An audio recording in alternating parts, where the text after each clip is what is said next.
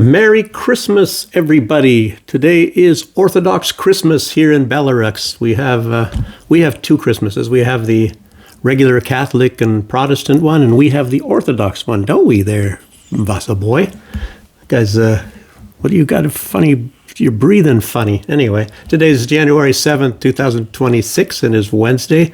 A lot of news to go on. First, I should mention a little bit about. Well, I'm going to be mentioning a little bit more why Trump wants Greenland in this video. I'm going to be talking about that a little bit later on in here, which is something that's maybe a little bit revealing, and a lot of you probably don't even know about it. And that's, like I said, the main reasons for him wanting Greenland. And also, I was saying yesterday something about Mike Pompeo, and it looks like, Mike Pompeo, he admitted that it is an Israeli operation that's going on in Iran right now. They're getting people to protest violently on the streets. First, they had a problem, and it was a legitimate protest in Iran some days ago, and a lot more people showed up. And then after that, it calmed down, and then you had small groups all over the place. And it's just like what they were doing in Belarus, just like what they did in Georgia, just like what they do everywhere. And these are all CIA operations. But of course, the CIA and the Mossad, they work together and they have the same sort of operations. I guess maybe the Mossad might be actually a little bit better at that. But they've got a lot of operatives, lots of operatives. I think I said that yesterday, and I called it betrayal. There's a lot of people in Iran that betray their government there. And it's the same playbook what they use here in Belarus. They somehow get people convinced that their government is evil and that they should overthrow it, and their life is so much worse, like in Belarus or in Iran. Oh, you have it so bad, it's so much better in the West.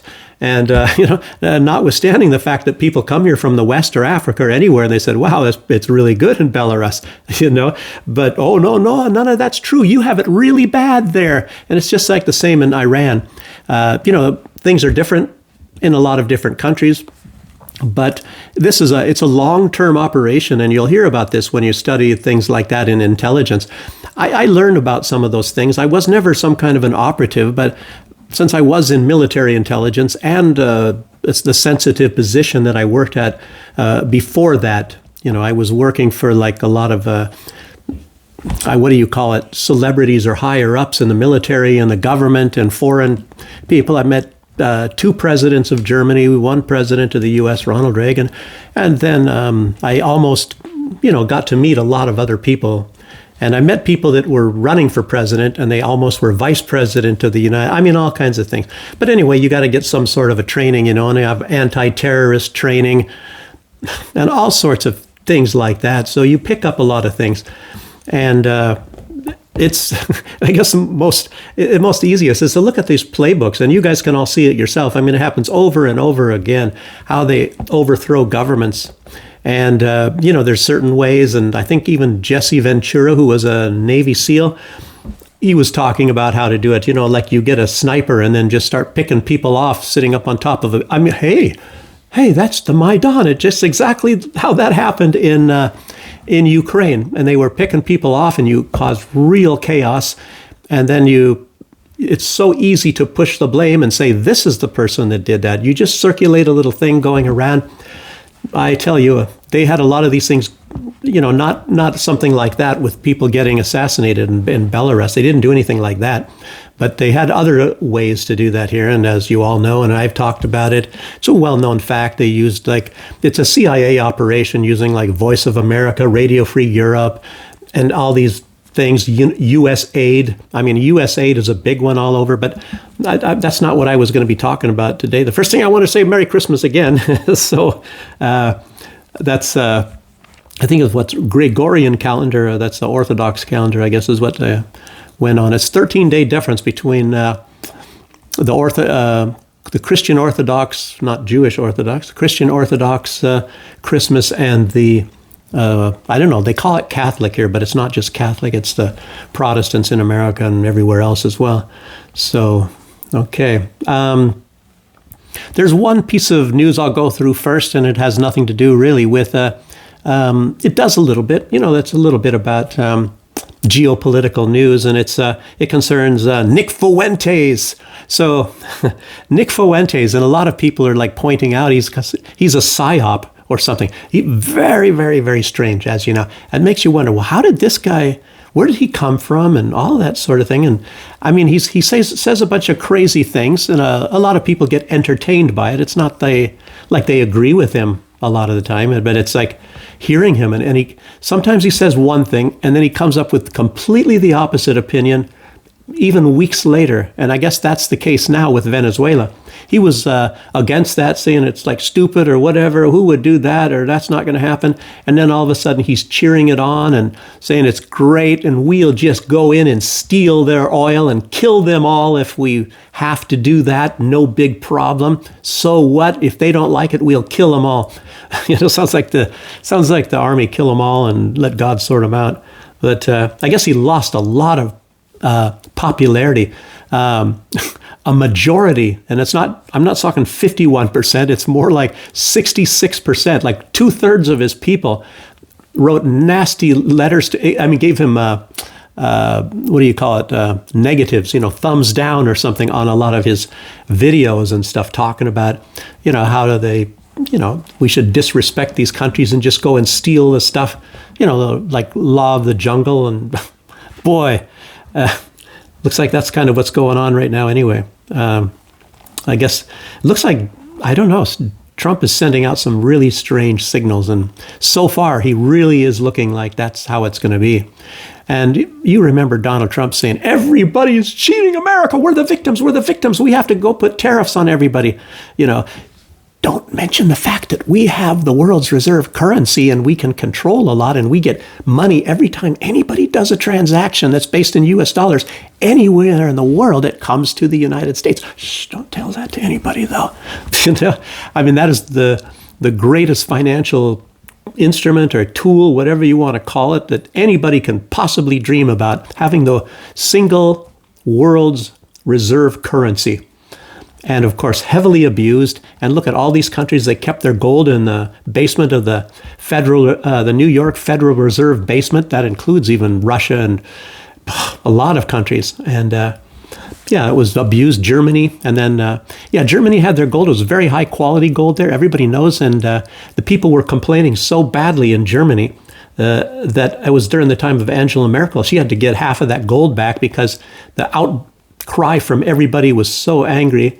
And the United States sent half of in weight, but the gold that they sent back to Germany was quite a bit lower quality than the gold that Germany actually put in there. So they sent them maybe the same weight, but of a lower quality gold. So it's kind of like the difference between, the Liberty dollar or whatever that is. It's a $20 piece, I guess, from the United States. It has less gold in it than the gold from most all other countries. Like Australia is 99% gold. I think the U.S. Gold 1 ounce coin is like 94. Maybe it's 96. I don't know, but it's less gold. Sure, it looks kind of pretty. It looks a little bit prettier color. And I think there was a Buffalo gold coin from the United States. I think I don't know if that's more gold or not. But anyway, Canada, Australia, and a lot of other countries, theirs is 99.9% gold. And the U.S. says, we make it an alloy because then the metal is stronger. Okay, it's going to get ruined in your pocket. I mean, you're going to run around with a gold coin rubbing up against other coins in your pocket. Yeah, I bet so. Oh, so we better make it a little bit stronger quality. It's cheaper. And it's weird because what is it? Just some weeks ago, the United States got rid of the penny. I guess they're getting rid of the penny because they say it costs more to make it than the value of the penny. And that might even be true, but I don't know. U.S. I don't know. Have they moved in and taken over copper? There's some countries in South America that are rich in copper. I don't know if the U.S. ever, like oil or gold. Yeah, Donald Trump also, he said he's also going to take other products, not just the oil from Venezuela. So he said he's going to take other things. So like probably the gold, and there's a lot of resources in Venezuela. and everybody is, Lindsey Graham. So many people, they're just, I guess it doesn't matter what you do and what you do to these people. What matters is what you get out of it. Wow, ruler of the jungle. So Nick Fuentes, I was going to say, he lost a lot of his popularity, and it was inevitable, I guess. He took a very large nosedive. He's probably going to try to figure out ways to build that back up again, and a lot of people are talking about that online. I don't know, he's got to straighten out a little bit. He's got to start to, wake up a little bit. There's people talking about like a comparison with, for example, Jackson Hinkle. And Jackson Hinkle is 1 year younger, approximately 1 year younger than Nick Fuentes, but he's far more mature. It's strange because even Jackson Hinkle, I think he notices that. And you can see by the way Jackson Hinkle handles himself and the way Nick Fuentes handles himself. Jackson Hinkle doesn't have to wear a suit or something, and Nick Fuentes has to. If he's sitting there in a t-shirt, you'd look at it as just some kind of a little bit messed up kid or something like that, on a podcast, whatever.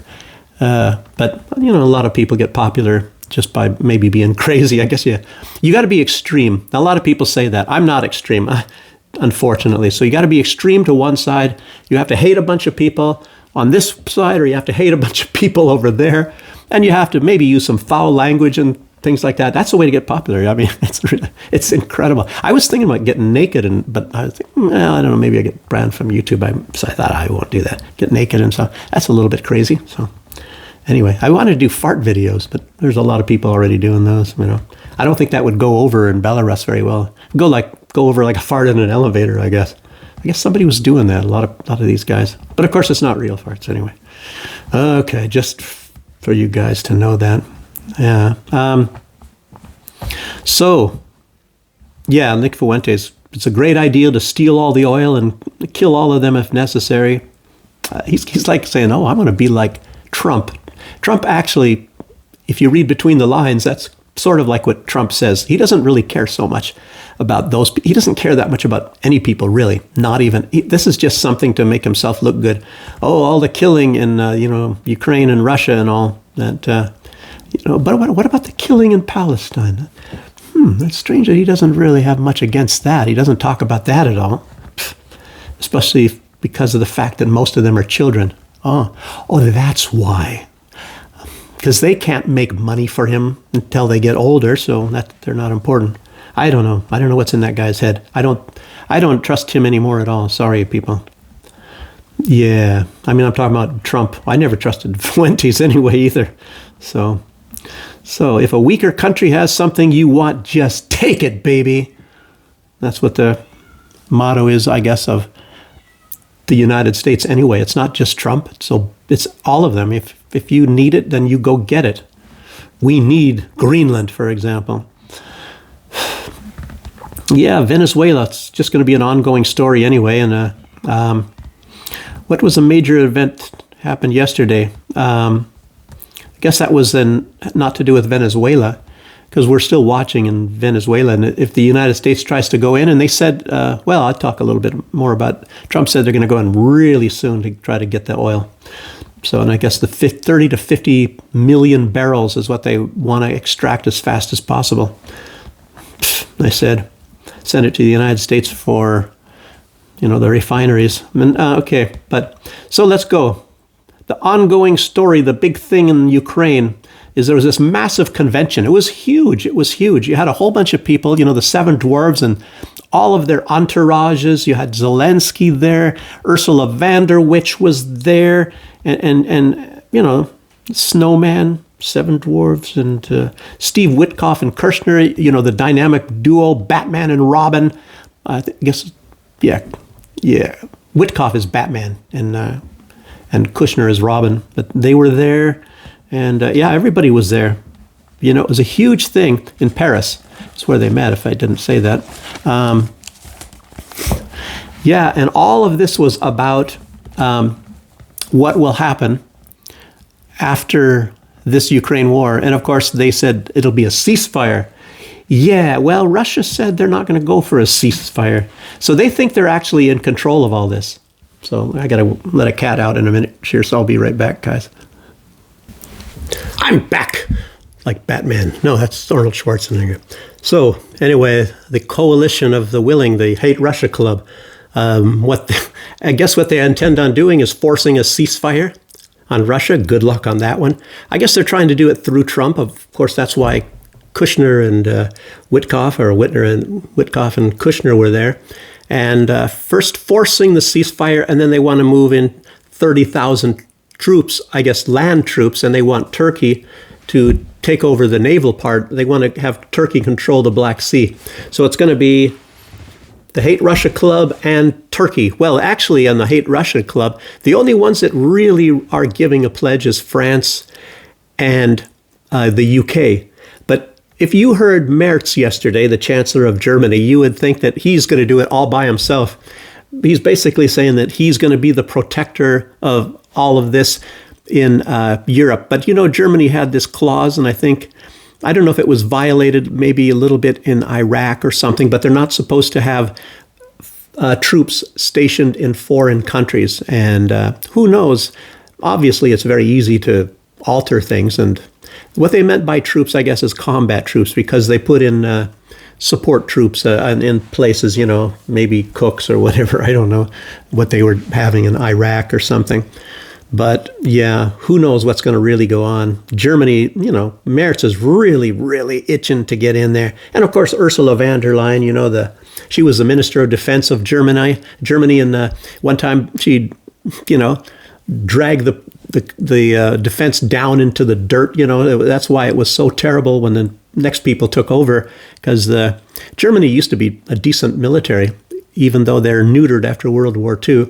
But Ursula von der Leyen, you know, with all her tough talk, that's all she can do. She's really good at talking, I guess, talking tough and all. But I guess she's just terrible at everything else. So the military was in really bad shape after she left. And now she's talking tough in the European Union. That's probably why the European Union is now in the dirt now. So, and Donald Trump, he even knows that. I think, what does he call them? A bunch of weaklings. I don't know. I think the whole U.S., everybody calls them weaklings, I guess, now.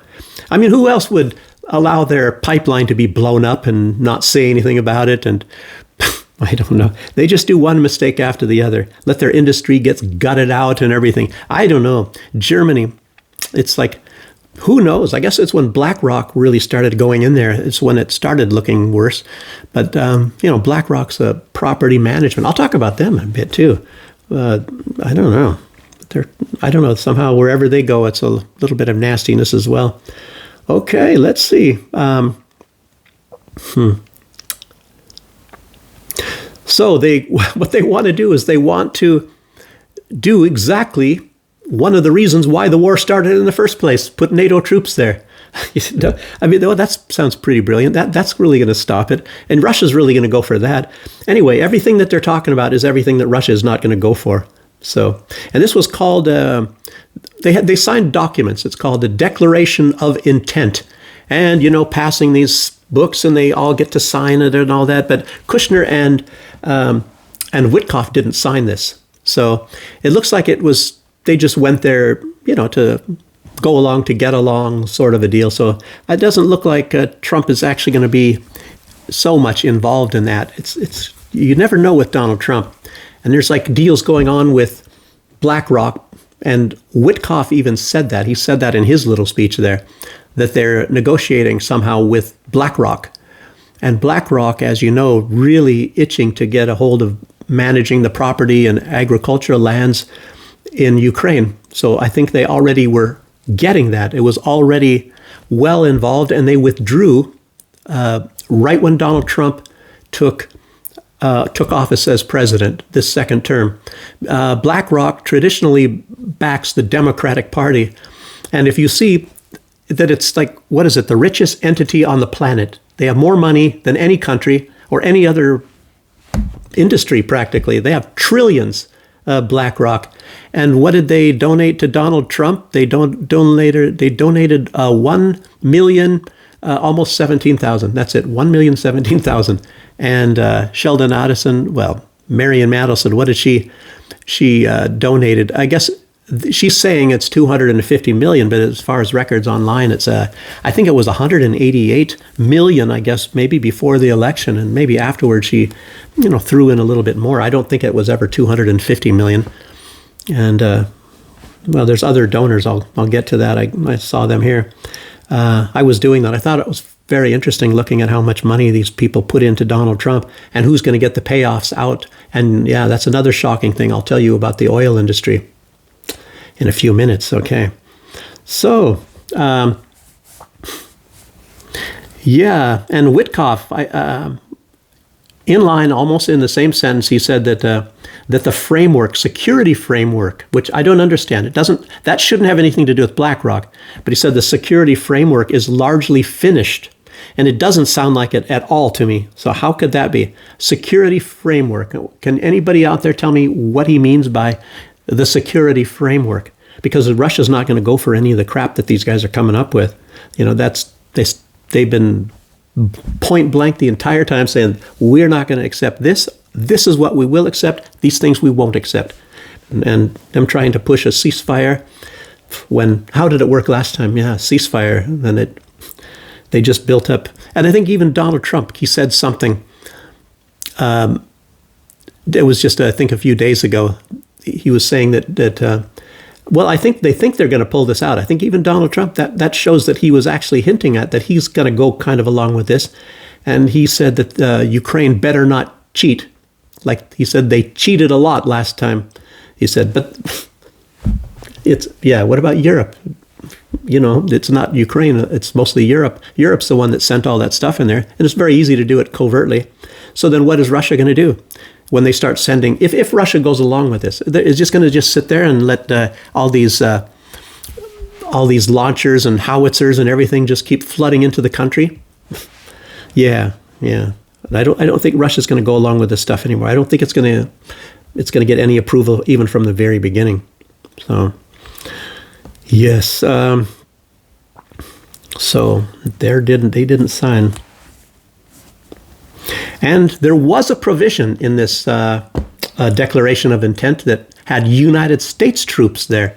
And Witkoff and Kushner had it withdrawn. So that's not in there. So the United States troops will not be there. So as it is right now, it's just France and the UK that are going to have ground troops in there. It's very strange. The Baltic states, like a bunch of chihuahuas on a leash.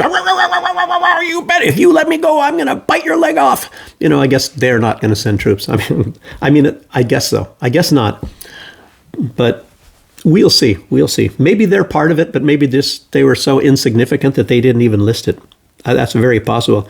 One of the armies has 4,000. I think that's Estonia. Yeah, it's going to make a real difference. It's like I don't know. It's like a couple battalions, 2 little battalions. The battalions are small, actually.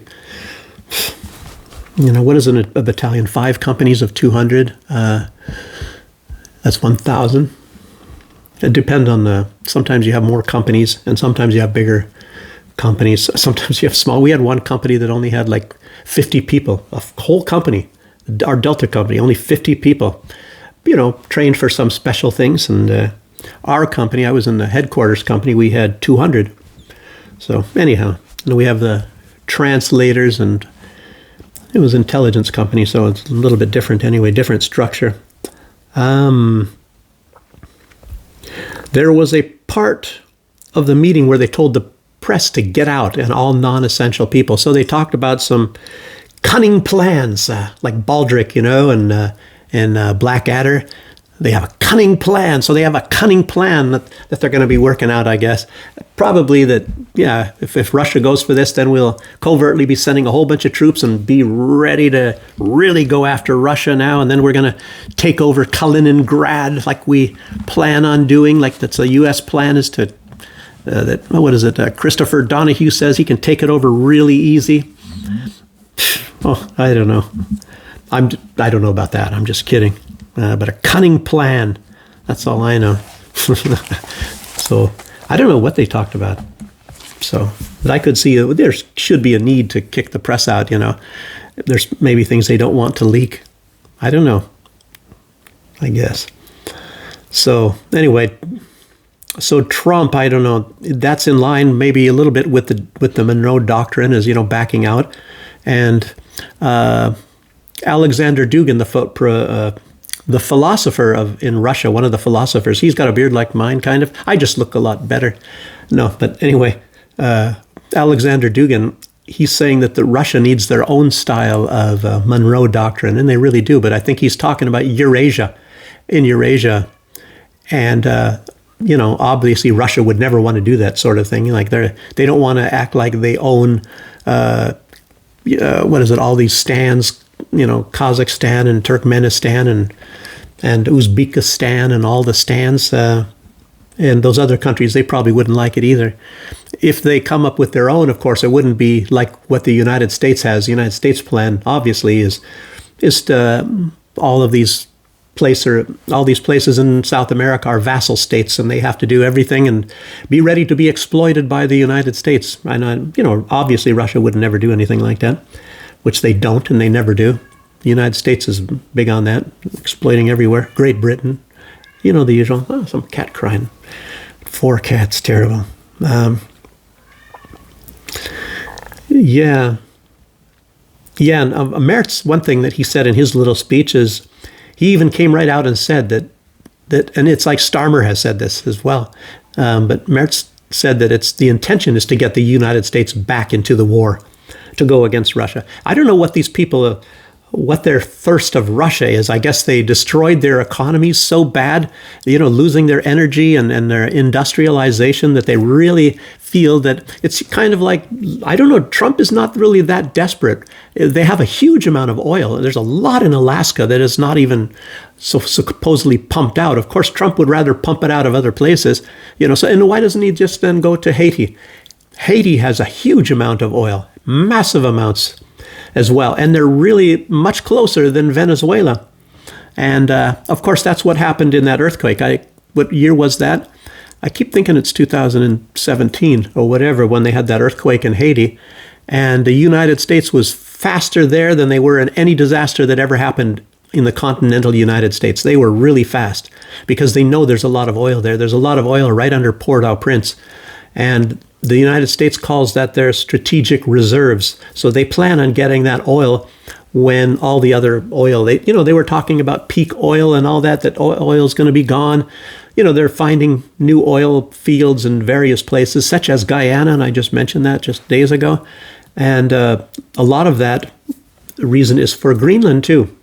I was going to get into that. I'll just say it right now. Greenland, there's big reserves of oil and especially natural gas, and it's unexplored. They know already about a lot of this offshore in the Arctic in Russia, and as well as Canada. Lots of oil and gas in those places. Norway has quite a bit up there. They have it's mostly sea. They have what islands? I don't know what the names of the islands are, but they got a lot of oil and up there as well for pumping in the Arctic.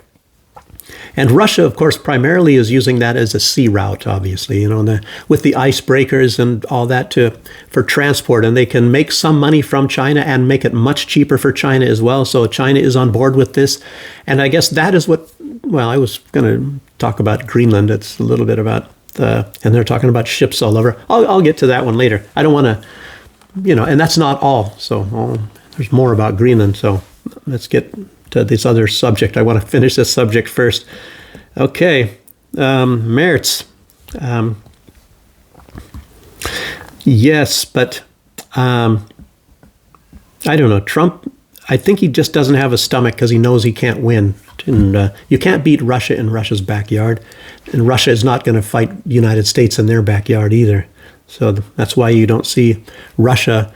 I think a lot of people, you see a lot of bloggers on YouTube and everybody. And I think I've seen these, and I don't know if the vloggers are like Colonel Douglas McGregor or any of these people actually said it, but it's like clickbait. You see the clickbait on there. Oh, Russia will defend Venezuela, China, and all that. No way. They're not stupid. So I didn't even look in those videos because it's just too stupid to. I don't know who would put that stuff up. It's clickbait. It's like I said. So BlackRock CEO, Larry Fink, he is a co-chairman of the World Economic Forum. He's still the CEO of BlackRock. And Wyatt, he's Jewish and he's pro-Israel. How could that be? Well, BlackRock has offices in Israel as well. I think Larry Fink, I think he's originally from Wisconsin, I believe. So he is actually an American, but I guess so was Jonathan Pollard, and I think even Ben Shapiro, and who's this, Mark Levine? I think they were born in the States, but obviously they're Israel first. They're far more for Israel than they are for the United States. You guys all see that very much, and it's partly due to how the congressmen and senators and all these politicians act towards Israel. Circus seal, they do the circus seal on Israel, and it's very terrible to see. As you guys all know that, and it's very obvious. U.S. government totally subservient to Israel. Ted Cruz, very embarrassing what he just did, even, and I'll talk about him too. All these people. Okay. So, like I said, they only donated a little bit. Mary Madelson, I already went through a lot of this stuff. Oh, the other guy, I think it depends on what site you go to. They say that the biggest donator to Donald Trump's campaign was Timothy Mellon. And he is just a guy that's, his cause is actually much different. It's for securing the borders and American troops and all that sort of thing. So he's actually a lot different. I don't know. He probably gets something out of it. And I think what he's involved in, I think a Pan Am, and rail lines. I think it's like logistics sort of things. So, but I don't know. Maybe he believes that Donald Trump is going to, fix a lot of the infrastructure in the United States. And I think Donald Trump said he would, but I don't know if that's really going to happen. He's got a lot of other plans overseas, as we all see. And it's a lot of money. It's a lot of money that you're going to need for all of this stuff. And so he's going to have to really start pumping out of Venezuela, and that's what he said he's going to do. So Timothy Mellon, the biggest, and I think as far as a single donor, it's very confusing because Elon Musk, he donated a lot to Donald Trump through SpaceX, and I think a lot of personally from Elon Musk himself. So I guess in total, he got much more money through Elon Musk than even Miriam Adelson. But of course, he got a lot from Miriam Adelson, and of course, that's why Donald Trump works for Israel just as much as he works for the United States, and he's trying to pay back all those favors. Of course, he comes across as being Israel first, and I don't know. I sometimes seriously believe he is, but maybe I'm wrong. I just get pissed off. I guess maybe it's a little bit of my emotions, seeing how this guy pledges his allegiance maybe more to a foreign country than he does to his own country. Yeah, he hasn't gone to any wars for the U.S. yet. They're all for Israel so far, just like Obama and everybody else. Always wars for Israel. Yeah, it's that money, goes through AIPAC and all that goes over there. Some of it goes back. I talked all about that yesterday, so you got to watch that video. It's very short anyway, 33 minutes.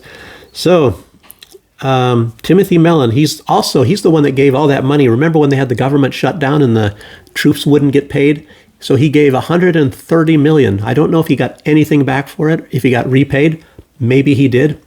Maybe with interest. Probably so. I don't think anybody gives away $130 million free of charge. Otherwise, I'll go visiting him tomorrow. I'll just take a little portion of that. I'll tell him, I'll just take $500,000. I mean, no better deal than that. And I'll be your best friend. Yeah, okay. So anyway, $130 million he gave.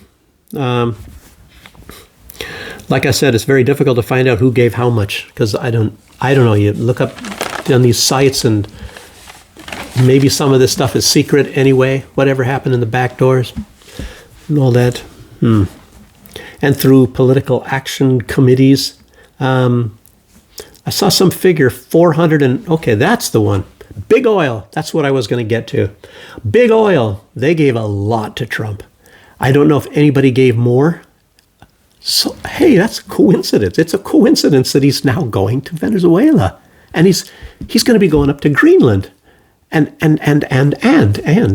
lot of Nigeria. I mean, he bombed there. They're the biggest oil producers in Africa. It's just coincidence, as you guys all know. Just coincidence.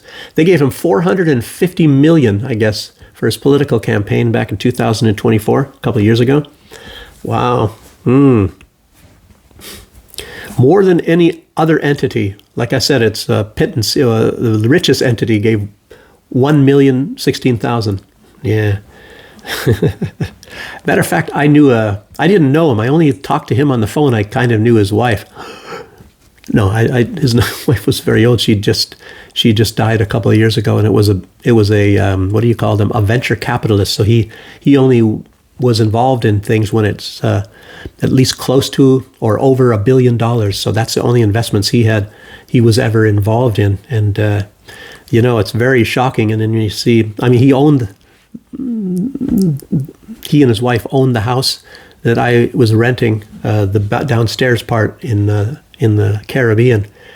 And he's a Democrat for the most part. So even though he's really big, he did a lot. He's one of the experts about the Monroe Doctrine in the United States, believe it or not. He's from Virginia. I'm not going to say his name. I don't know if I would want to say that. But like I said, I didn't know him. I only talked to him on the phone. And he said, "How did you get my number?" And I did really a good detective work. It's kind of like Jackson Hinkle. He can get anybody's number. That's the only time I got this guy's number. And he was very shocked that I could get a hold of him.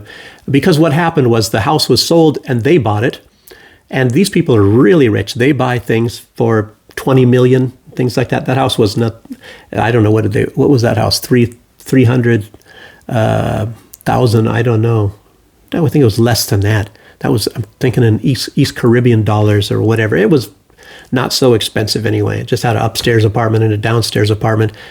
And they put their chef in the upstairs. She was retiring. And maybe that was part of her retirement sort of a deal. So I don't know if she got it or if she was renting it. I never really bothered asking her. Anyway, we were renting from downstairs. But anyway, they were going to kick us out because it was going through a bank. And the bank said, "You have to get out." And so I found the number of the people buying it. And nobody would tell me who that was. And I did a little bit of this and pieced some things together and found out who was buying it. And then I found the telephone number of the guy, from his venture capital firm, and I called him, and like I said, he was shocked that I got his number, and I said, "Yeah, we'd like to stay there," and luckily we got to stay, so it worked. Boy, I was proud of myself on that one. So that's how things work. Too bad I never met the guy. I could use a little bit of money right now. Anyway, so BlackRock, they're involved in this. It's a UDF. It's called the Ukraine Development Fund, and they stopped, like I said, right when Donald Trump took office, and it was gathering lots of money for funds and then managing lands and properties all over. And they have them, like I said, all over, lots and lots of them. Friedrich Merz, the leader of Germany, he's the one that, for the most part, he was like a shoehorn, that brought BlackRock into Germany. And that's probably when things started really getting collapsed in Germany. These people, they started managing, and probably taking some wealth out of Germany. And that's maybe when BlackRock became the richest corporation on the planet, maybe a lot through managing properties in Germany. That's just a guess of mine. I don't know when they took over becoming the richest entity on the planet, but I would imagine that's somehow during that time when they got a hold of Germany. So, yeah. So a lot of this Ukraine Development Fund, it was supposed to have to do with a lot of the reconstruction because, when Trump started looking like he's pulling out, that's, of course, they saw the signs and they got out right away, BlackRock's. And so now they're, Steve Witkoff mentioning there's some kind of negotiations now. So it's very strange.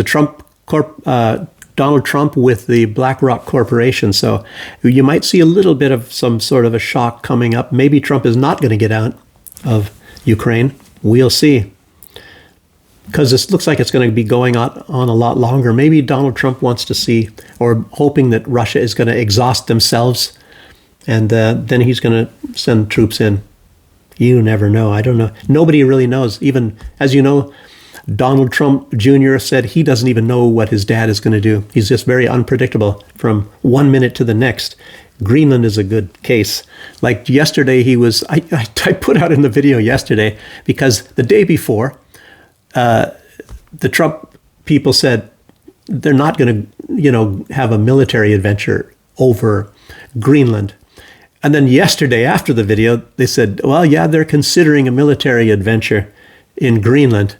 And now they're saying now they're saying they're going to buy Greenland. That's the plan. I don't even think that's going to be the plan. Yeah. But I tell you what, if Denmark knows the riches that Donald Trump plans on extracting from Greenland, the price is going to be very high. Yeah. But I think Donald Trump is probably trying to get leverage now. And I don't know, using BlackRock. Who knows? Donald Trump is all about leverage. You don't have the cards. You don't have the cards, as you know. So, like I said, BlackRock, for the most part, is anti-Trump. And I'll tell you what, I started also thinking, I said, I wonder if, because, Marjorie Taylor Greene put out, and it's been put out, I think, by others, that if there are companies and investors that do not donate to Donald Trump, and it's very much kind of like a pay for play. That's exactly what Hillary Clinton was doing, but she called it pay for play. You have to donate to the Clinton Foundation, or else you won't even be able to talk to Hillary Clinton when she was Secretary of State, I guess, at that time. And Donald Trump is talking to you, sure, but he's not going to do crap for you unless you invest in Donald Trump. So BlackRock did not invest in Donald Trump, and I'm assuming that that's what a lot of these negotiations are about. Witkoff talking with BlackRock into donating or investing in Donald Trump. So, don't have the cards, Wow. So it's another form of pay for play. And I don't know, maybe I wonder if the Democrats, I tell you what, if they were hiring me, I guess I could probably find all kinds of things about Donald Trump. And who knows, maybe they are already talking about it. I don't know. Bernie Sanders, I think he comes up with some things, but Crazy Bernie is that's a guy that I would say he is like, what is he? He buckles. He's like a belt. He buckles. Anytime there's some kind of a situation comes up, he'll buckle. So, yeah. So he'd like he did when he was running for president. He buckled to the other ones, right away. So anyway, so BlackRock is maybe a factor of why Donald Trump got cold on Ukraine. And maybe if they play along, maybe Donald Trump is going to again start to get very interested in Ukraine. But he told his weapons manufacturers, I don't know if you guys heard this, it was just, I think yesterday or the day before, he just said they need to make more weapons faster. So Donald Trump is also really going big into militarization right now. So he's getting ready for something. Whether it's just going to be Iran, or whether he thinks he's going to possibly need it in Venezuela or somewhere else, who knows? Probably somewhere else, as well as anywhere else. Donald Trump is getting ready. So how much time does he have left on his firm? So midterms are going to be coming in November, so that'll be halfway through. So what he's going to do in his last bit. But Donald Trump is not necessarily like what you would call a lame duck, because he's looking for the possibility of getting a third term, I guess. And I'll tell you what, if I were somebody, I would say, change that in the Constitution, a couple little words here, and say only 2 consecutive terms. And I think that's the way that works. At least it did. You used to work that way in Russia. You could have consecutive terms. And then if you're out, like I think that's what happened with Vladimir Putin, and Dmitry Medvedev did a term, and then Putin was right back in. And I don't know if it's 3 terms, what the limit is. But look at Colombia, that Petro, he's got to leave right away. It's 1 term, and you're gone. And that's going to be up in 4 months. So Donald Trump is not going to plan any coups or anything like that in Colombia. because he's going to probably find a different way to cheat on the elections to get involved there, like he did in, I think it was Honduras. He started threatening them if his candidate did not win the election. He said there's going to be hell to pay. You know that. That's Donald Trump. That's not interfering in an election. Russia interfered in an American election. We just don't know how yet, but somehow they must have because it's Russia. Gosh. Wow. Okay. Okay. I was thinking about this a little bit more, and I saw some quote from somebody else, and, it was also about what they were saying about the price of oil. Donald Trump very possibly is going to try to gain control, and I said that, and he will be able to do it very easily. If he controls 60% of the world's oil, he's going to be able to maybe have very, very much influence on dictating the price of oil. And some people say, on one, that he can, if he's able to, he can raise the price of oil and thereby lower the debt. But Donald Trump is causing much more debt, I think, as he's going along than any kind of cuts that he was using Doge to try to get. So he's spending probably much more than he should. Look at $40 billion to Argentina plus $20 billion through the IMF, and it's still a failing place. It's still failing miserably. So you would think if you gave $40 billion to a country like Argentina, that could prop you up for many years. But I don't know. Apparently it didn't work. Makes you wonder. I wonder if he's getting some sort of money management classes from Zelensky, and Zelensky knows where to invest that money. So I wonder if Milei is investing in the same places, and it's also very much like that because Milei is also very good friends with Israel. He loves Israel. Very similar, very strange how some of these countries are so very similar. Anyhow. Okay, but yeah, controlling the global energy markets altogether. Donald Trump is also going into coal, as we notice. Beautiful, clean coal, whatever he said. I don't know, something about coal. It's going to be energy. And then he's also saying that he's going to build nuclear. I don't think Donald Trump can do all of this stuff. It takes money to do this stuff. You just can't pull it out of the air. I mean, he can't even really pull it yet out of Venezuela. We'll see. He says he's going in very, very soon. I wonder how that's going to work out. We'll see. You're getting conflicting stories about this.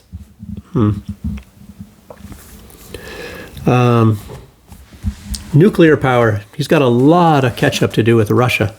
Russia has these mini nuclear reactors on bombs. They got nuclear reactors on icebreakers, and I don't know, on bombs, mini nuclear reactors, and a bomb that flies through the air. Wow, incredible. And apparently a lot of this, what Russia has perfected, I've probably talked about this before, is they have, it's an enclosed system, absolutely amazing, where the nuclear waste is regenerated within itself and used again.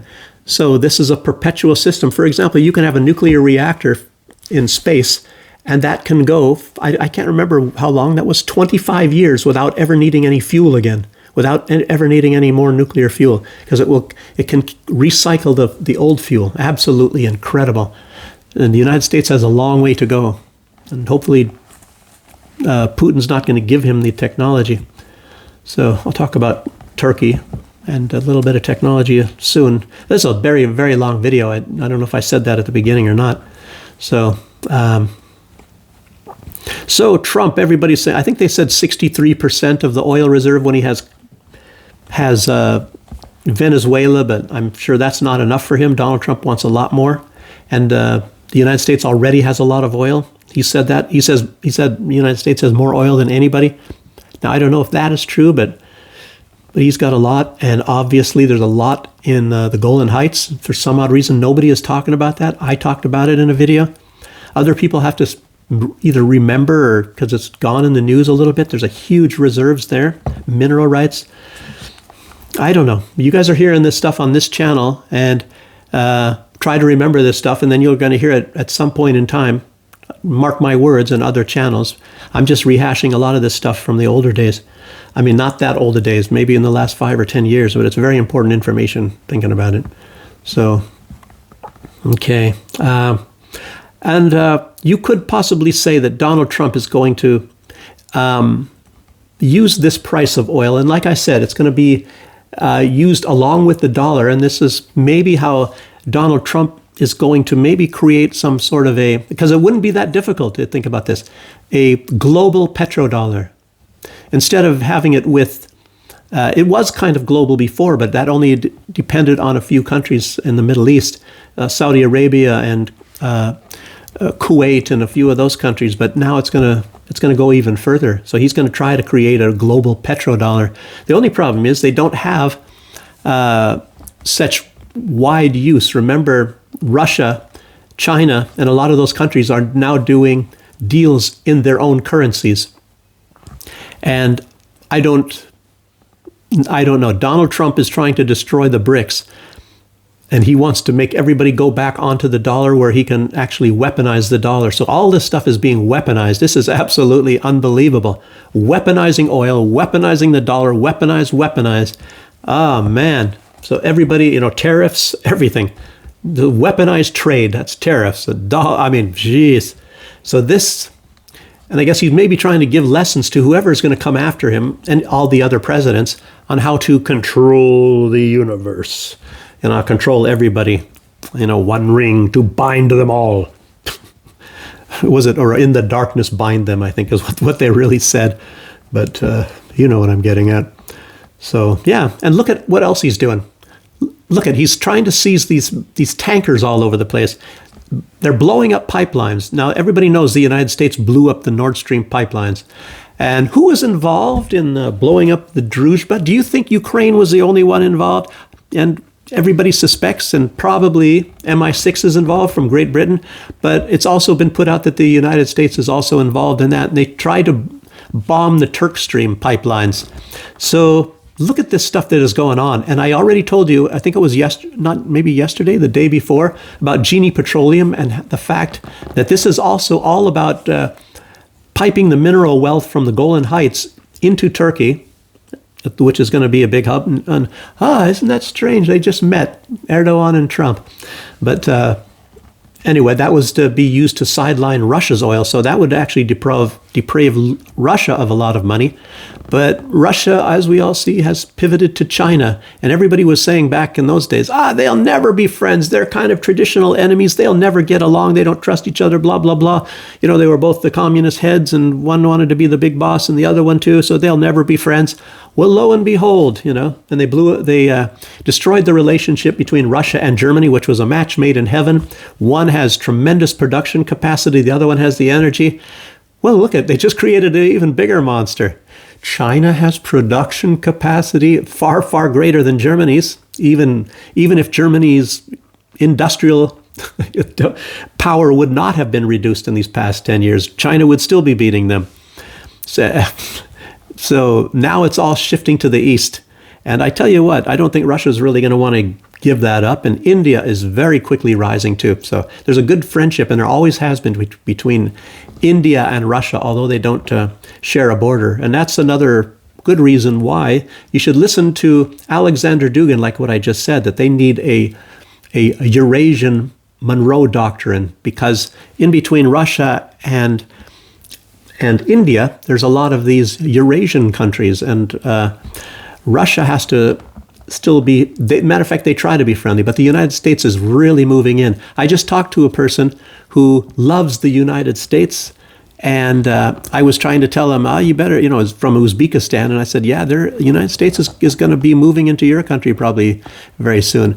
And he said, they already are, and it's great, and all of this stuff. And I said, wow, So the United States is really moving in to like Uzbekistan and those places, and trying to take them away from Russia, of course, and trying to make Russia be isolated, and there's no land bridge, I guess, between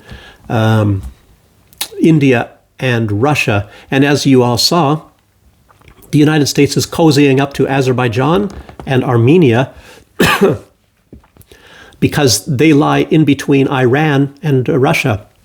I'll tell you, you can tell a lot by just looking at a map.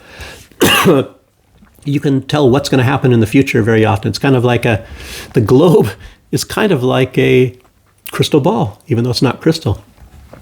I should invent crystal globes. That would be very interesting, you know. Anyway, so that could tell you a lot. And the United States tries to move in. It's very much what's going on now with Greenland, believe it or not. And I'll get to that too, but not yet. So all this stuff ties in. This is absolutely incredible stuff. And I hope you, if I was a little bit better, had more time, I could tie this all in and write it and, with segues from one subject to the next. But you guys have to connect the dots on your own. I'm just telling you where the dots are at, maybe. And if you watch this video, you can find out a lot of the stuff on your own. It's already an hour long, and I'm still have a lot to go. Okay. Anyway, so these taking over of tankers, and I'll get to that in just 1 minute, and blowing up pipelines. So this is a different kind of war. Alexander Dugin, like I said, he said this is maybe the beginning of World War III. He's probably not really so much even talking about this, even though he definitely sees this. What is going on? Bombing pipelines, the piracy of taking over the oil tankers. This is really something. So the United States is really going into this piracy, blowing up pipelines, gas and oil, taking over tankers, taking over countries. This is really something. Donald Trump is really getting aggressive in all this, trying to sideline. I mean, he can't take what Russia has, but he's going to try to destroy the markets for Russia, destroy their allies and everybody. He wants, domination. It's all about domination and control. Absolutely frightening when you think about this. I don't know, can he do this in this amount of time? But we're going to be crying for Biden to bring a little bit of less aggression to the world. Wow. And stop, it's like a pressure cooker just ready to blow up or something. With Donald Trump doing all of these things. Yes, okay. So maybe a lot of you out there don't know, if you're in the United States, you hear about this tanker, if you heard about the Bello 1, but what about, it's big news over here. What about the United States Coast Guard? And now they're way up in the North Atlantic. And I don't know how close they are getting to Russia, but it's a Guyana ship. Actually, at least it had the flag of Guyana before, and they did not even dock in Venezuela. They were going to dock in Venezuela, and they saw, I guess, the news or whatever, and saw the U.S. ships, and they were trying to board it. The United States was trying to grab this tanker, and so they took off. And I know of a captain that did that once. He was on board a great big huge cargo ship. He was the captain, and he had them cut the anchor. But that guy was smuggling drugs. He was my next door neighbor in St. Vincent and the Grenadines. He was smuggling drugs from South America, Colombia at that time. This was a long time ago. Not Venezuela. No, it was Panama, Colombia, that area there. And taking them to the United States. I mean, it wasn't huge amounts, but he had some on board. I mean, it's not like, but it was a cargo ship for things like refrigerators and appliances and things like that going through the Panama Canal mostly. And I think maybe some agricultural products as well. So he was going, and the customs were coming for him, I think in New Orleans or something. So he had them cut the anchor, and he took off and he got away. But they seized him, I think. I don't know if it was where was it? Colombia. I guess it was in Colombia. So they took his skipper's license away. Anyway, he was my neighbor, and somebody shot and killed him. He was a kind of a dastardly guy. I didn't get along with him. He cheated me. He would go down to Panama, and I asked him to get me some coffee, and I was, told him what I would pay, and bags and all that, and he got garbage. Somebody was kind of cheating him, and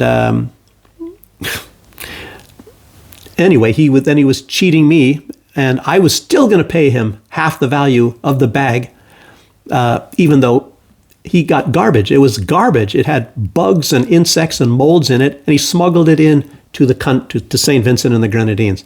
And like I said, it was garbage. It was all moldy and everything. It was not, nobody would ever roast that. And it even still had the shells on it. It was unprocessed. It was stuff they were throwing away.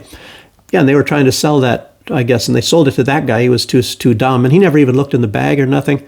Plus, it was far less weight than I was asking. And then he said what he paid for it, and he wanted that much money. And it wasn't, even if it was the highest quality, well, the highest quality would be worth more, but even if it was regular quality, it wouldn't even be worth half as much as what he was trying to squeeze out of me. So anyway, I was paying him half, and so then he was my enemy after that. Never talked to him, and he threats and all that. Even I walked past his driveway, he'd go in. He smuggled guns too, so he'd get a gun. And he was a white guy, by the way. He'd get his gun, he'd go out to the end of his driveway after I walked by, shooting guns in the air, and one of his sons, I don't know, I could tell you big stories about this guy. It's really fascinating. I won't get into that, but anyway, this guy was a smuggler and all that back in those days. But anyway, he cut the anchor, and I don't know what this Guyana flagged ship did. But anyhow, this was called the Bella One originally, but they changed it en route, and they painted a Russian flag on the side, and it was all legal. They did this legally, by the way, and they renamed the ship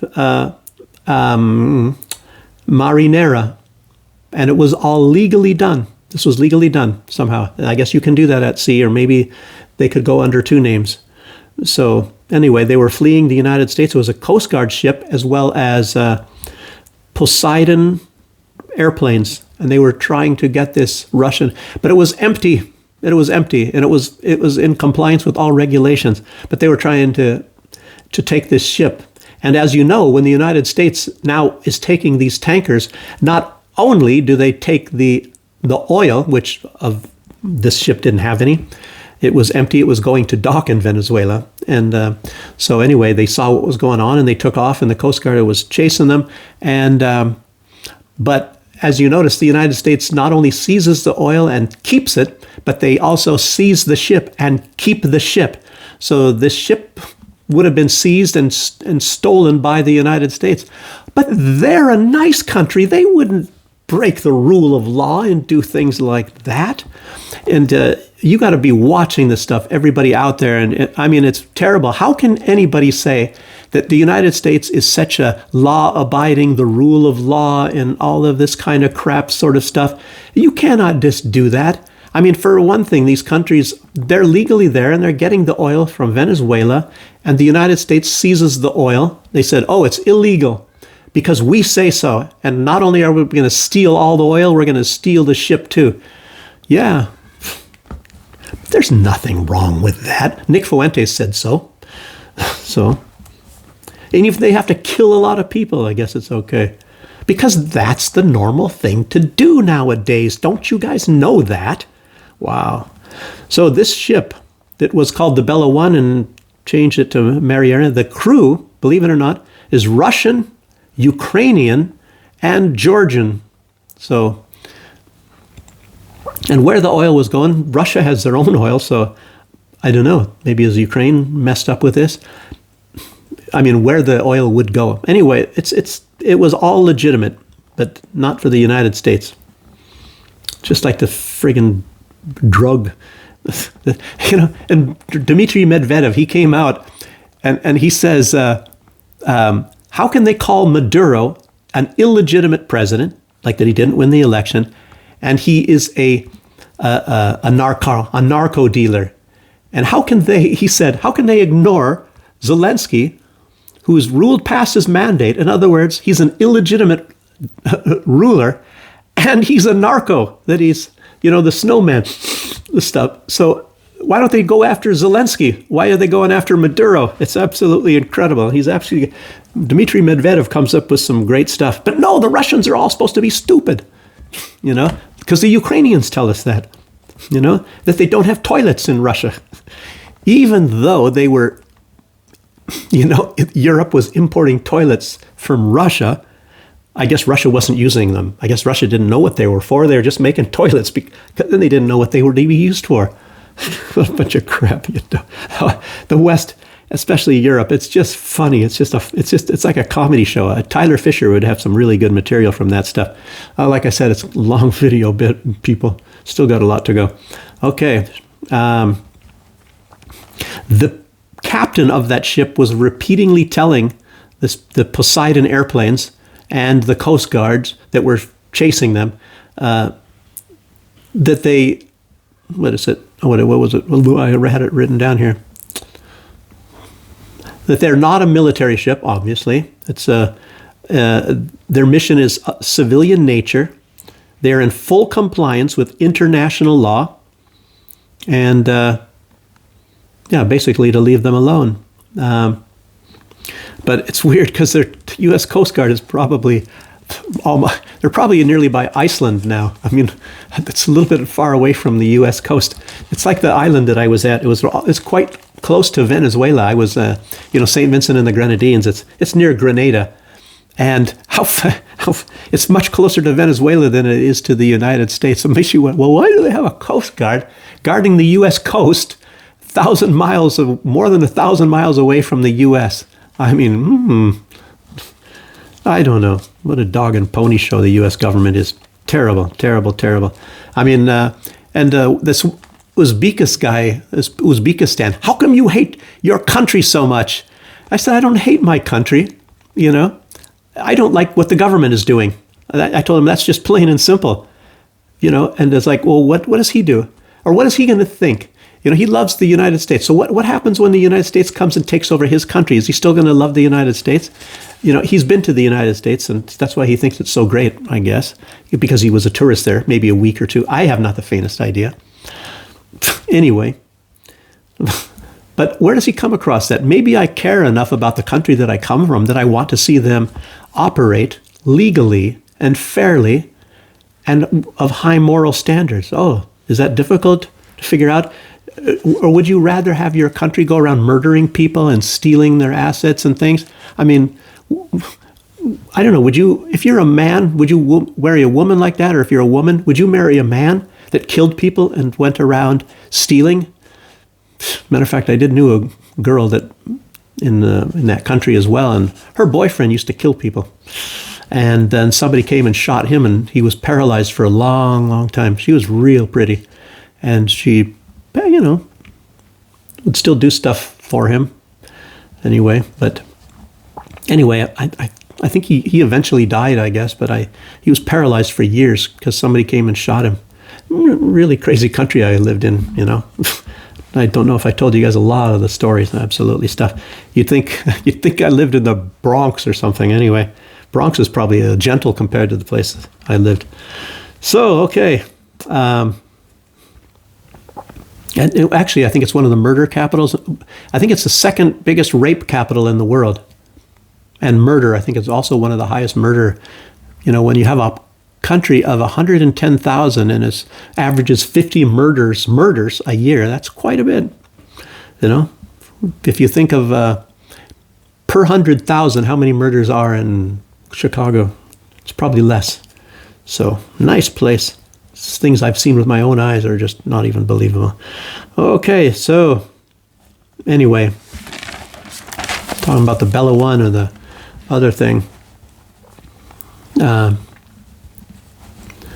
So, Israeli Foreign Minister Saar, S-A-A-R, went to Somaliland. He met with President Abdirahman to inspect the strategic port of Berbera. I wonder why that is. It's right across from Yemen. And of course, they're looking at it because that's where they're going to put military assets. Israel is going to be putting things in there to launch attacks on Yemen. Wow, where did I come up with that? Yeah, and it's going to probably happen very soon. Who knows? Yeah.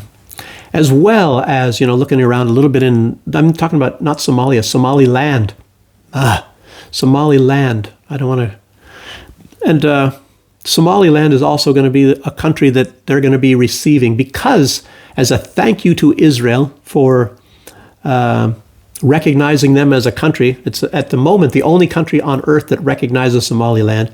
And so Israel is going to be abducting, which is exactly what they're going to do, is abduct people from Gaza and send them to Somaliland. And that's where they're going to be living. They're going to be living in Somaliland. When this is going to happen, I don't know. Probably soon. I don't know. Do they have a place to live? Probably not. They'll send some tents. Gaddafi liked tents. So, they'll have to like it too. Wow. Ted Cruz is also very strongly urging Donald Trump to recognize Somaliland. He said, it aligns with America's security interests. Yeah, really, I guess so. How is that? Because it protects Israel, I guess. And it's incredible. Ted Cruz, what is it? Oh, bless Israel and thou shalt be blessed. Something that does not exist in the Bible. But anyway, he decided that it does. Ted Cruz, to make everybody say, oh, wow, I'm going to love Israel from now on. Wow. So there's a fun fact. Another thing related to Israel. Everything's related, I think. The Department of Justice has released, believe it or not, only 1% of the Epstein files. And I think that might even include all of these redacted things. I mean, it makes you wonder how many files do they have? And is this just the written things on paper, so to speak, or on computer? What about all the videos? That must include all the videos, thousands of videos. Oh man! So they haven't even looked through anywhere near enough of those, and they were supposed to release them all. So, as a matter of fact, I think they've looked through most of them, but they just can't release them because it's the big guys. 10% for the big guys. The big guys are going to not like it very much. Yeah. And Trump messaged that, this is a weird one. Trump messaged that Venezuela agrees to hand over between 30 and 50 million barrels of high quality crude. I guess it's heavy crude. And that Trump will control the money of that, what comes of that 30 to 50 billion barrels. I mean, million. Did I say billion? Million barrels of high quality crude. And of course, it's going to be processed in, of course, the Gulf of Mexico, shipped from Venezuela up to there. And he said it's going to be happening soon. Yeah, immediately, as a matter of fact, is what he said. So Maduro has chosen attorney Barry Polak to represent him. And I guess he was the lawyer that represented Julian Assange. So that can't be all bad, I guess. I suppose. I don't know much about it. So, Turkey, or actually better put, Erdogan. Erdogan is now swinging back into U.S. control. Erdogan, loose cannon on deck, flip-flopper. So, it's a good thing Russia did not get. And there was supposed to be an agreement. It was a deal signed in 2019 of joint production of S-500 air defense systems, Turkey and Russia. And luckily, Russia did not do that. It goes back to 2019.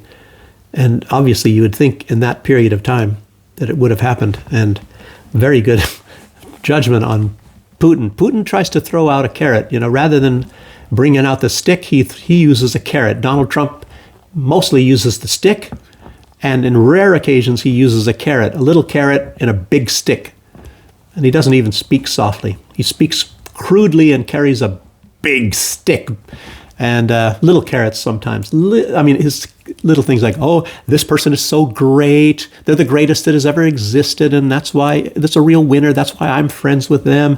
Look at these hands. Donald Trump. So anyway, Erdogan is now swinging back to the control of the United States. But if you think about it, Turkey took part on the side of the U.S. Back in those days, even before the Syrian war, because they allowed the United States to run these training camps, and which is an undeniable fact. The United States was training ISIS terrorists in Turkey, and to some extent also in Jordan, and that's well reported. So they were training these people to go after Assad before the Syria conflict actually broke out. And if it was reported in the papers, Erdogan obviously knew about it, so he was going along with that too. It reported in the papers in Turkey. that there's this terrorist training camps going on there. What did they call them? Jihadis or who knows what all. Anyhow. So these people, and of course, as you saw in the later part, it was like the Syria war sort of ended, and then it resurged again, and that was when the Jolani, the ISIS, probably trained in Turkey. That's when they finally did got rid of Assad, and he took over. You know, Trump loves this guy that killed innocent people. You know, I mean, because he only likes the good people because they killed people that maybe reunited them with God. I mean, that's a nice thing, isn't it? This Jolani. So Erdogan, now, he wants F-35s. I don't know which planes Russia would have sent to him, but he's been begging for F-35s, and it looks like maybe Trump is going to get them to him. But you know, I think everybody knows that Erdogan, his decision-making abilities are very unstable. So he can be your friend one day, and the next he's going to be your enemy. He'll use whatever you gave to him against you. I already talked a lot about him. I think it was even yesterday, so I won't get into that. But Trump disowned Erdogan in his first term, remember, because Erdogan bought S-400 air defense systems from Russia, and Trump stamped his feet and all that, and then decided he's not going to sell him the F-35s. And so now, just think, if he gets F-35s and he's got S-400s, he is sitting really, really pretty. He doesn't have the S-500s from Russia, which is far more advanced. And you can interlock the S-400 with the S-500.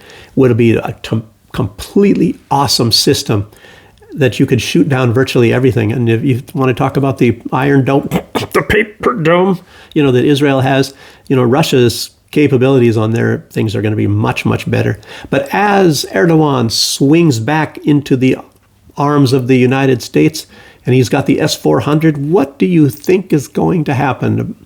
Do you think that some of those systems may end up in the hands of the United States? They're going to be torn apart and reverse engineered because the systems of the United States are inferior to the Russian ones. The S-400, S-500 are far more effective than the Patriots.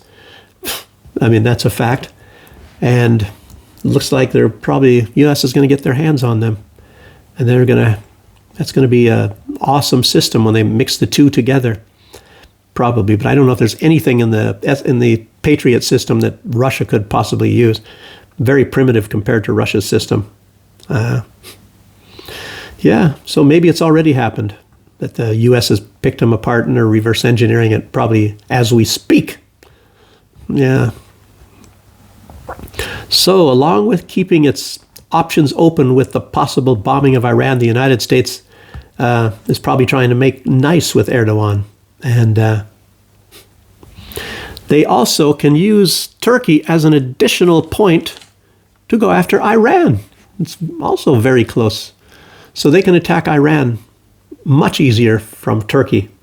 And who knows if Erdogan is going to allow that. Erdogan be best to try to stay on good terms with his neighbors, no matter who they are. I wouldn't let the United States launch anything from his territory. That's a dumb move, especially if they're not successful in conquering Iran or whatever they plan on doing. And the United States, it still has these strato tankers, as you know, these refueling tankers. They're still in the Middle East. Probably some parked in Israel, maybe some in Qatar or some of the other many, many, many places that the United States has control over there in the Middle East. And maybe some even in, Fairford? Okay, I'll get to Fairford. Let's see in a minute there. That's a joint-run military base kind of in the southern part of the UK. It's a little north of England. It's northwest of England, but it's still in the southern part of England. So, and that's a big base for the United States, a safe place for them to hide spy planes and C-17s and all sorts of stuff like that. So maybe some of these tankers are there. And the United States sent 12 C-17 heavy transport. For tanks, you can put a bunch of tanks in there. I don't know if I've seen those planes, to be honest with you. I don't know. I've seen a couple big transport planes, but I don't know what they are. I wasn't in the Air Force. So Trump sent 12 of them. Wow, imagine that. Why would he do that? See, it sent 12 of them to the UK. And I don't know what assets as far as tanks and things that the United States has in the UK, but I know there was some depots, Kaiserslautern, near Ramstein Air Base. There's because we sent things and we would pick things up, trucks, and there's tanks, I believe, and all that, and lots of them in Kaiserslautern, Germany. So that's actually very easy to get to from that place, Fairford military base, and obviously there is Ramstein Air Base is right there. Very easy. That's one reason probably why they have that big depot there in Kaiserslautern, which is, right there where Ramstein is at. So, wow. Yeah, I've been there a few times. Matter of fact, I think I flew there on a Black Hawk and then took some trucks back and some armor-plated limousine anyway, some of these things. Really, some exciting days back in the past, people.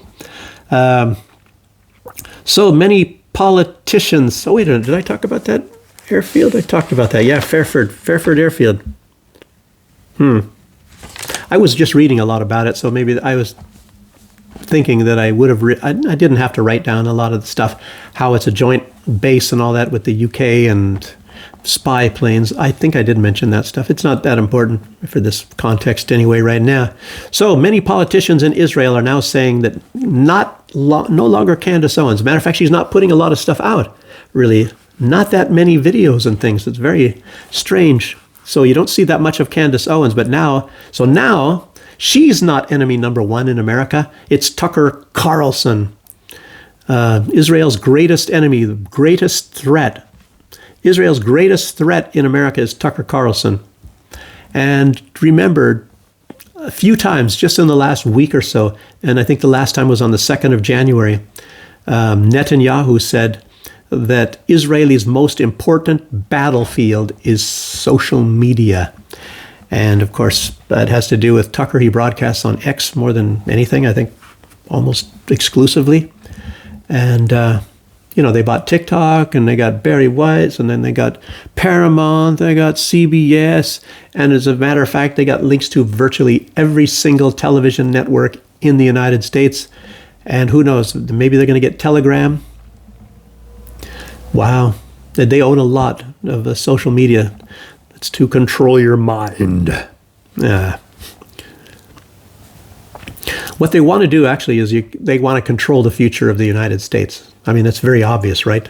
And if they can control the minds of a lot of the young people, such as through TPUSA and social media, they're controlling the future of the United States. They're going to try to turn everybody to say it was needed to kill all of those children. But I'll tell you what, a lot of people, that's going to be hard, because a lot of people, they don't really like the fact that they were watching how Israel kills tens of thousands of children on purpose. As a matter of fact, their biggest goal was to kill children. I already told you, and there's a lot of people that are disgusted, and like that lawyer that was in the United Nations, very disgusted that they use children's apps more than anything else to target, the parents. So when you get a cell phone for your child, and you're Abdullah so-and-so, and your child has a phone, and it's in your name, it's not in your child's name, and your child is playing some app, that has your your location, where it's at, and Israel gets from all these companies, software companies, the biggest in the world, by the way. I maybe shouldn't say their name. I'm getting my video, I might get taken down. Maybe I've mentioned them before. But anyway, these huge companies, some of the very earliest ones from multi-billionaires and things like that, have these companies. And anyway, they can find your location, based on the games that you're playing even. So they know where you're at, and then they find out whose phone it is, what their name is, where these people are at, even in a moving car. And they just launch a drone up into the air, and it's geared in on wherever that car is going to be at. It's going to gear in on that cell phone. So you're some person, whoever you are, politician, that they don't like from the wrong country, and your child is in the back seat playing a game with some kids or something like that, maybe through Wi-Fi or not at all, maybe not on Wi-Fi, maybe just in the car, but they can still track you through that. And so that bomb just lands right on your car. And of course, it's all done primarily through the children playing app, when a lot of these people have children. That's one of the things that, of course, the Israelis don't like, is that the Palestinians have too many kids. So, yeah, I've already talked a little bit about that. That's a different subject anyway. So, anyway, they want to control the minds of all the people of the United States. And you saw how they were doing this when everybody was getting disgusted about all of the murders of the kids. It started to, Israel started to tell these people in these blocks, in big states, places that they were going to blow up. It's like, well, how are you going to kill the terrorists when you tell everybody that you're going to bomb there? So anyway, they would tell everybody to evacuate. So the purpose was to destroy all of their buildings and everything. And so these people have no place to live when the so-called war is over. It's not a war, it was a slaughter. So when the slaughter is over, that they have no place to live except in tents. And how many years is it going to take for thousands and thousands, tens of thousands, literally tens of thousands of homes to be rebuilt? Actually, hundreds of thousands of homes to be rebuilt. As a matter of fact, they're not going to be rebuilt. Israel took over half of Gaza already. And a lot of those people are slated to be kicked out, probably moved to Somaliland. Anyway, I don't even want to think about that. I'm not in the minds of these people. I don't know what their plans are, but you all know that it's something to do with just exactly what I said. So, yeah. So you control television, all the apps, TPUSA, television networks, Hollywood, Disney, TikTok, CBS, and much, much more. If you act today, we'll throw in X. Yeah, Trump, I was talking about this, but I said during the time before I could put this out, that he's brainstorming on how he's going to get Greenland. I guess he's really wants Greenland. He wants it so badly. So and I found out now why he sees it as strategic. Russia's doing it, so I want to do it too. We got to keep up with the Joneses. So Russia, obviously, they want it for shipping lines mostly, and their country does not extend really high up into the Arctic Circle as much as, say, Greenland, or I think the island of in Norway, the big island that Norway has, is even further north than Russia's, land, the landmass of Russia. And I'm not sure about Canada and maybe even Alaska, but anyway, Russia has a huge area that's of sea, I guess the Northern Sea. And of course they need icebreakers, and then they can get traffic through there. It takes much less time. And hey, you don't even probably have to turn on your freezer if you're sending frozen fish or something, because you're going through a very cold area. But anyway, mostly they want it for shipping, and of course they're going to get some gas and oil, and they know that they have it in their territory, of course. And of course, a lot of these countries, they want to go take Russia's territory. And that's maybe a lot of people talking about there will be a war or something up there for, territory in the Arctic, even though nobody lives there. Nobody wants to live there. It's probably obviously for the oil. Russia wants it for the shipping lines for the most part.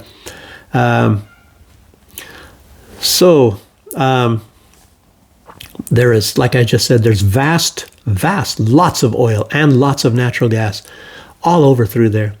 And, in the whole Arctic area. And it's not like you're going to be drilling in somebody's yard or something like that, because practically nobody is up there.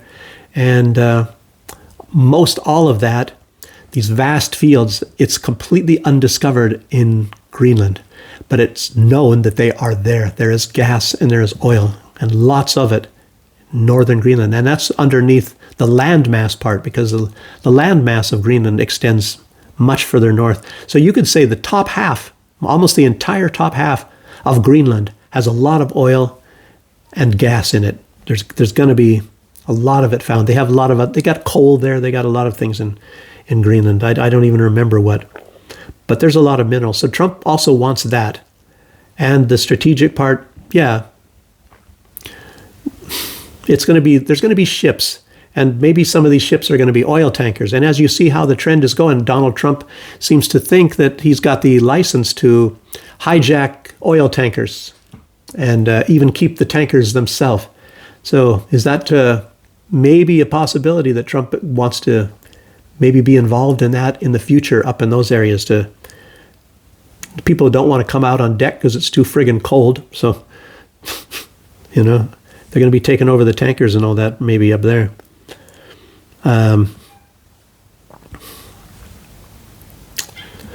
Yeah, so who knows? I don't know. But that's about all I have today. Some interesting news, I guess. That should be interesting to a lot of people. So I went through everything. I don't have anything else to say.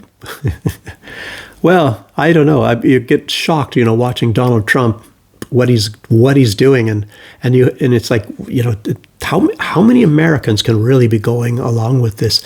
When I was raised in the United States, I was taught, fair play and maybe some compassion for other people.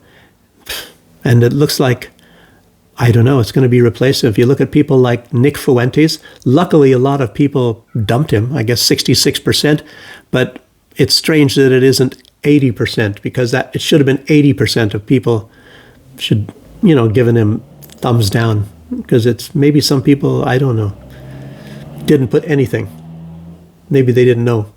I don't know, but it's nasty. It's really nasty stuff. And then you have somebody like that doing those sort of things, and who knows what's, it's like you don't know what's going to happen from one week to the next. So anyway, people, I appreciate you joining me, and let's just find out what's going to happen tomorrow. Probably some more shocking news. Donald Trump, maybe he's going to come up with some other plan to get Greenland. I don't know. Maybe he's going to go for the Panama Canal then. Whatever happened to the Panama? I thought he wanted the Panama Canal. And he swears that we own it, the United States. I mean, not we. I'm in Belarus. Oh, anyway. Okay, people. Anyway, with no more ado, thanks for joining me. I'll see you next time. Bye-bye.